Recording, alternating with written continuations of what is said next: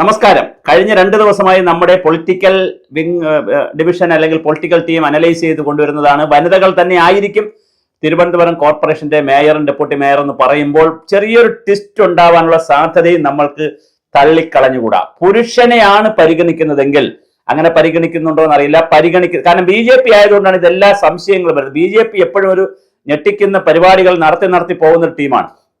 അതായത് ശ്രീലേഖ IPSനെ പിന്നെ നിയമസഭയിലേക്ക് റിസർവ് ചെയ്യുകയും രാജേഷിനെയൊക്കെ റിസർവ് ചെയ്യുകയും പിന്നെ പുരുഷന്മാരിൽ ഒരു പുതുമുഖത്തെ ഇതുവരെ അങ്ങനെ തിരുവനന്തപുരത്തിന് പബ്ലിക്കിലേക്ക്, അതായത് പൊതുവായി തിരുവനന്തപുരത്തിന് പരിചയമില്ലാത്തതും എന്നാൽ വളരെയധികം പൊതുജന സമ്പന്നനുമായിട്ടുള്ള RSSന് കൂടി അതൊരു വളരെ പ്രധാനപ്പെട്ട ഘടകമാണ്. സംഘപരിവാറിന് വളരെ വേണ്ടപ്പെട്ട ആളായിട്ടുള്ള സംഘപരിവാറിന്റെ നോമിനിയായിട്ട് തന്നെ വരുന്ന അഡ്വക്കേറ്റ് BG പിന്നെ നമ്മുടെ വട്ടിയൂർക്കാവിൽ നിന്ന് ജയിച്ചിരിക്കുന്ന BG ഗിരി എന്ന അഡ്വക്കേറ്റ് ആണ്. അദ്ദേഹം 3ാം തവണ മറ്റാണ് ജയിക്കുന്നത്. അദ്ദേഹം സംഘപരിവാറിന് വേണ്ടപ്പെട്ട ആളാണ്, അറിയപ്പെടുന്ന അഡ്വക്കേറ്റ് ആണ്. അപ്പോൾ BG ഗിരിയുടെ പേര് വളരെ ഗൗരവമായി സംഘപരിവാർ പിന്നെ കോണറുകളിലും പിന്നെ മീഡിയകൾ പിന്നെ ഹോൾഡറുകളിലും സജീവമായി വരുന്നുണ്ട്.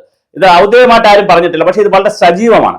അതുപോലെ തന്നെ നന്ദഭാർഗവ 2ാമത്തെ തവണയാണ്. ഇപ്പൊ നേരത്തെ നെട്ടയത്തായിരുന്നു, പിന്നെ വട്ടിയൂർക്കാവ് അപ്പുറത്തെ ഏതോ ഭാഗത്ത് നിന്ന് ജയിച്ചിട്ടുണ്ട്. നന്ദഭാർഗവയുടെ പേരും ചെറുപ്പക്കാരന് കൊടുക്കുകയാണെങ്കിൽ, വിദ്യാഭ്യാസമുള്ള ആളാണ്, ചെറുപ്പക്കാരനാണ്, മറ്റൊരു അഴിമതി മറ്റു കാര്യങ്ങളൊന്നും ഉള്ള ആളല്ല. അങ്ങനെ ചെറുപ്പക്കാരെ കൊടുക്കണം. നേരത്തെ ചെറുപ്പക്കാരിയെ കൊടുത്തിരുന്നുണ്ട്, 21 വയസ്സുകാരിക്ക് കൊടുത്തിരുന്നത് കൊണ്ട് ആര്യ രാജേന്ദ്രന് കൊടുത്തിരുന്നുണ്ട്. ഒരു ചെറുപ്പക്കാരനെ പരീക്ഷിക്കണമെന്ന് വന്നാൽ നന്ദഭാർഗവ ആയിരിക്കും തീർച്ചയായിട്ടും പിന്നെ മേയറായി വരിക. അതേസമയം ചാലയിൽ നിന്ന് 2ാം തവണ ജയിക്കുന്ന, ചാലയിലും അടുത്ത മണ്ഡലങ്ങളിൽ അടുത്ത സ്ഥലങ്ങളിൽ നിന്നൊക്കെ ജയിച്ചിട്ടുള്ള BK രമേശ് എന്ന് പറയുന്ന ആളും വരുന്നുണ്ട്. അപ്പോൾ രമേശ് RK രമേശാന്ന് തോന്നുന്നു, രമേശ് വരുന്നുണ്ട്. അതുപോലെ തന്നെ BG ഗിരി വരുന്നുണ്ട്, നന്ദഭാർഗവ വരുന്നുണ്ട്. ഇപ്പോൾ വന്നിരിക്കുന്ന 3 പേരുകളിൽ പുരുഷന്മാരിൽ മുൻപിൽ നിൽക്കുന്ന VV രാജേഷിനെ സംബന്ധിച്ചിടത്തോളം മറ്റ് ചില ഘടകങ്ങൾ അദ്ദേഹത്തിന് പ്രതികൂലമാണിപ്പോൾ. എന്താണ് പ്രതികൂല ഘടകങ്ങൾ എന്നിപ്പോൾ നമ്മൾ ഇതുവഴി ചാനൽ വഴി പറയുന്നില്ല, പക്ഷെ ചില പ്രതികൂല ഘടകങ്ങൾ ഉണ്ട് മേയർ ആകുന്നതിൽ. അതേസമയം MLA മറ്റു മുകളിലോട്ടൊക്കെ പോകുന്നതിൽ ആ ഘടകം ഇല്ല. പക്ഷേ മേയർ ആക്കുന്നതിൽ, കാരണം തിരുവനന്തപുരം മേയർ ആക്കുന്ന ആള് രാജ്യം ശ്രദ്ധിക്കുന്ന മേയറാണ്. വളരെ ഡൈനാമിക് ആയിരിക്കണം, കറപ്ഷൻ ഫ്രീ ആയിരിക്കണം, ഒരുപാട് എല്ലാവരെയും ഒന്നിച്ചു കൊണ്ടുപോകണം. വേറൊരു തമാശ എന്ന് വെച്ചാൽ കഴിഞ്ഞ പ്രാവശ്യം പിന്നെ VV രാജേഷും പിന്നെ പാപ്പനംകോട് ഗോപനും ഉണ്ടായിട്ട് പാപ്പനംകോട് ഗോപനെയാണ് പ്രതിപക്ഷ നേതാവാക്കിയത്. അത് നമ്മൾ മനസ്സിലാക്കണം. VV രാജേഷ് ആയില്ല കഴിഞ്ഞ പ്രാവശ്യം പ്രതിപക്ഷ നേതാവ്. ഈ സാഹചര്യങ്ങളിലൂടെയൊക്കെ കണക്കിലെടുക്കുമ്പോൾ VV രാജേഷിന്റെ സാധ്യതകൾ കുറഞ്ഞു വരികയാണ്. ഇനി കരമരാജ്യത്തിന്റെ മറ്റൊരു, അദ്ദേഹം വളരെ ജനകീയനാണ്. 2800 വോട്ടിന് മറ്റാണ് ജയിച്ചത്. കഴിഞ്ഞ പ്രാവശ്യം അദ്ദേഹം കരമന ആദ്യം ജയിച്ചു, പിന്നെ നെടുങ്കാട് പോയി. കരമന വനിതയായപ്പോൾ നെടുങ്കാട് പോയി ജയിച്ചു, പിന്നെ കരമന വീണ്ടും പുരുഷനായപ്പോൾ നെടുങ്കാട് വന്നു. 2800 വോട്ടിന് മറ്റാണ് ജയിച്ചിരിക്കുന്നത്. വലിയ ഭൂരിപക്ഷത്തിലാണ് കരമരാജ്യത്ത് ജയിച്ചിരിക്കുന്നത്. വലിയ ജനകീയനുമാണ്. പക്ഷെ അദ്ദേഹത്തിന്റെ മറ്റ് ചില പരിമിതികൾ അദ്ദേഹത്തിന് ഉണ്ട്. ഈ സ്ഥാനാർത്ഥികളുടെയും ജയിച്ച കൗൺസിലർമാരെയും പരിമിതികൾ ഒരിക്കലും നമ്മൾ ഡിസ്ക്ലോസ് ചെയ്യുന്നത് ശരിയല്ല. അദ്ദേഹത്തിന്റെ ബയോഡേറ്റ എടുക്കുമ്പോൾ ചില പരിമിതി, കറപ്ഷനോ മറ്റു കാര്യമൊന്നും അല്ല കേട്ടോ, ജനകീയനാണ്. എന്നാലും മറ്റു ചില ഘടകങ്ങൾ ഒരു മേയറായി പരിഗണിക്കുന്നതിനുള്ള പല ഘടകങ്ങൾ നോക്കുമ്പോൾ, ഒരുപാട് ഘടകങ്ങൾ നോക്കുമല്ലോ, അങ്ങനെ പല ഘടകങ്ങൾ നോക്കിയെടുക്കുമ്പോൾ കരമന അജിത്തിന്റെ പേരും അത്ര മുന്നിൽ വരുന്നില്ല. പിന്നെ ഗോപന്റെ പേര്, പാപ്പനംകോട് ഗോപന്റെ പേരിലും ഈ ഒരു ചില പ്രശ്നങ്ങളുണ്ട്. പ്രശ്നം എന്ന് പറഞ്ഞാൽ മറ്റൊന്നുമല്ല, ഗോപനും 4ാം തവണയാണ് ജയിക്കുന്നത്. വളരെയധികം ജനകീയനാണ്, വലിയ തോതിലാണ് ഗോപനും ജനപിന്തുണ ഉള്ളത്. പക്ഷേ മേയർ സ്ഥാനത്തേക്ക് പരിഗണിക്കുമ്പോൾ പ്രതിപക്ഷ നേതാവ് എന്ന നിലയിൽ ഗോപനെ പരിഗണിക്കുകയാണെങ്കിൽ, കഴിഞ്ഞ പ്രാവശ്യം പ്രതിപക്ഷ നേതാവായിരുന്ന ആളിനെ ഇപ്പൊ നേരിട്ടങ്ങ് പരിഗണിക്കുകയാണെങ്കിൽ ഓക്കെ, അദ്ദേഹം വരും. അല്ലെങ്കിൽ ഞാൻ ഈ പറഞ്ഞ അഡ്വക്കേറ്റ് BG ഗിരിയുടെ പേര് വളരെ സജീവമായി 1ാം സ്ഥാനത്ത് വന്നിട്ടുണ്ട്. അത് തന്നെ സംഭവിക്കാനുള്ള സാധ്യതയുണ്ടോ? അപ്പോഴും നമ്മൾ പറയുന്നത് 700 വോട്ടുകൾക്ക് ജയിച്ചിട്ടുള്ള 700-800 ഇടയ്ക്ക് വോട്ടുകൾക്ക് ജയിച്ചിട്ടുള്ള ശ്രീലേഖ IPS ആണ് 1ാമത് നിൽക്കുന്നത്. അതുപോലെ സിമി ജ്യോതിഷ് ഉണ്ട്, ആശാനാഥ് ഉണ്ട്. ആശാനാഥ് കരിമഞ്ച പാർട്ടിയിൽ നിന്നാണ് ജയിച്ചത്. ആശാനാഥിന്റെ പേരും ഡെപ്യൂട്ടി മേയർ, കാരണം ഡെപ്യൂട്ടി മേയർ എപ്പോഴും വനിതയെ വെക്കുക ഇപ്രാവശ്യം കഴിയുകയുള്ളൂ. കഴിഞ്ഞ പ്രാവശ്യം പുരുഷനായിരുന്നു. അതിനു മുമ്പേ അഡ്വക്കേറ്റ് രാഹി രവികുമാർ CPI ആയിരുന്നു. കഴിഞ്ഞ പ്രാവശ്യം പട്ടത്തുനിന്ന് ജയിച്ചിട്ടുള്ള CPI നേതാവായിരുന്നു. അങ്ങനെ CPIക്കാണ് കോൺഗ്രസ് CPM വരികയാണെങ്കിൽ LDF വരുമ്പോഴൊക്കെ CPIക്കാണ് ഡെപ്യൂട്ടി മേയർ സ്ഥാനം പോകുന്നത്. പക്ഷേ ഇപ്രാവശ്യം 2 BDJs ജയിച്ചിട്ടില്ല ആരും. അപ്പൊ BJPക്കാണ് 2ഉം കിട്ടുക. അപ്പോൾ അതുകൊണ്ട് തന്നെ ഡെപ്യൂട്ടി മേയറായി, അല്ലാതെ ശ്രീലേഖ IPSനെ ഡെപ്യൂട്ടി മേയറായി വെക്കുമോ എന്നുള്ളത് അറിയില്ല. അവർ IPS കാര്യമൊക്കെ ആയതുകൊണ്ട് ഇനി പിന്നെ നമ്മുടെ ഈ പറയുന്ന അഡ്വക്കേറ്റ് BG ഗിരിയെയോ നന്ദഭാർഗവയോ രമേശിനെയോ അങ്ങനെയുള്ള ആളുകളെ ആരെങ്കിലും അല്ലെങ്കിൽ ഗോപനെയോ ആരെങ്കിലും പുരുഷന്മാരെ മേയറാക്കി വെച്ചതിന് ശേഷം അതിന്റെ ഡെപ്യൂട്ടി മേയറായിട്ട് ശ്രീലേഖ IPS ഇരിക്കുമോ നമുക്കറിയില്ല. എന്തായാലും ചിലപ്പോൾ അങ്ങനെ വരാനും സാധ്യത. കാര്യം ഇത് ഞാൻ വീണ്ടും വീണ്ടും പറയുന്നത് സംഘപരിവാറിന്റെ സ്വാധീനമുണ്ട്. രാജീവ് ചന്ദ്രശേഖറിന്റെ വാക്കിന് വലിയ വില കൊടുക്കും. അതോടൊപ്പം തന്നെ കേന്ദ്രത്തിൽ നിന്ന് പിന്നെ നാഗ്പൂരിൽ നിന്നുള്ള ചില സംഘപരിവാർ ഇടപെടൽ, നാഗ്പൂരിൽ നേരിട്ട് ഇടപെടുമെന്നല്ല, എന്നാലും നാഗ്പൂർ ബന്ധം വെച്ചുള്ള സംഘപരിവാറുകാരുടെ ചില ഇടപെടലുകൾ ഇതിനകത്ത് വരും. ഇതിന് മാത്രമല്ല പിന്നെ വിജ്ഞാൻ ഭാരതിയുടെ ചില സംവിധാനങ്ങളുണ്ട്. ജയകുമാർ ഇവിടെയുണ്ട്. അതുപോലെ തന്നെ ഒരുപാട് ഭാരതീയ വിചാര കേന്ദ്രത്തിന്റെ ആളുകളുണ്ട്.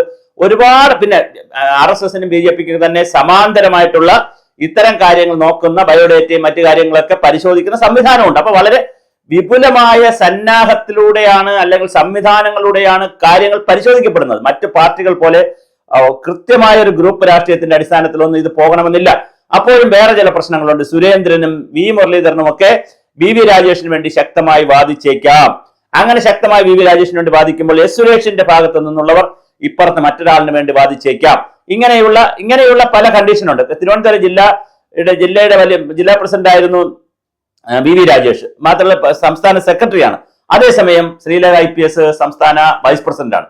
ഈ ഇക്വേഷൻസ് എല്ലാം നോക്കി വരുമ്പോൾ ഭാരവാഹിത്വത്തിലുള്ളവരെ ഒഴിവാക്കി നിർത്തുക. കാരണം തെരഞ്ഞെടുപ്പ് അസംബ്ലി തെരഞ്ഞെടുപ്പ് വരികയാണ്. അപ്പൊ അസംബ്ലി തെരഞ്ഞെടുപ്പ് വരുന്നതുകൊണ്ട് ഭാരവാഹിത്വത്തിലുള്ളവർ കുറച്ചുകൂടി ഉത്തരവാദിത്തമായി അസംബ്ലി തെരഞ്ഞെടുപ്പിലേക്കും അതിലേക്ക് കോൺസെൻട്രേറ്റ് ചെയ്യട്ടെ എന്ന് തീരുമാനിക്കുകയും പുരുഷന് തന്നെ കൊടുക്കുകയും ചെയ്യുന്ന ഒരു സാഹചര്യം വന്നാൽ അവിടെ BG ഗിരിയുടെ പേര് ഉയർന്നു നിൽക്കും. സംഘപരിവാറിന്റെ ഒരു പിന്തുണയും കൂടെ ഉള്ളത് കൊണ്ട് അദ്ദേഹത്തിന് കൃത്യമായി ഈ യാത്ര സുഖകരമായിരിക്കും. പക്ഷെ ഇതെല്ലാം ഇഫ് കണ്ടീഷണലാണ്. അപ്പൊ കാരണം BJP ആയതുകൊണ്ട് 45 വയസ്സുകാരനായ പുതിയ മറ്റാരും ഇന്ത്യയാകെ കേട്ടിട്ടില്ലാത്ത, ബീഹാറിൽ കേട്ടിട്ടുണ്ട്, ഡൽഹിയിൽ കേട്ടിട്ടുണ്ട്, നാഗ്പൂരിൽ കേട്ടിട്ടുണ്ട്, അവർ സംഘപരിവാറിന് അറിയാം. യുവമോർച്ചയുടെ സെക്രട്ടറി ആയിരുന്നു നാഷണൽ ലെവൽ.